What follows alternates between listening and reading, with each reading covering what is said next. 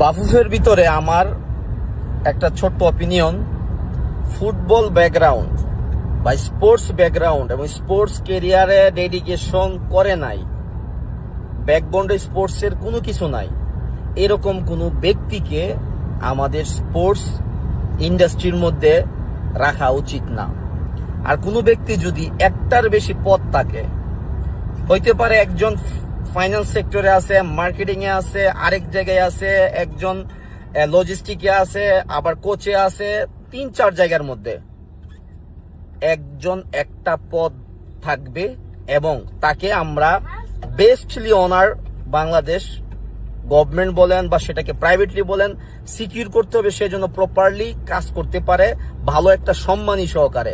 এবং একটা সেক্টরে মাস্টার পদের জন্য একজন ব্যক্তি, তার জন্য সকাল থেকে রাত পর্যন্ত বাফুফে সারা ফুটবল ছাড়া স্পোর্টস ছাড়া অন্য কোনো চিন্তা না করতে পারে। তার ইন্টেনশন যদি রাজনীতি থাকে, তুমি রাজনীতিকে করো।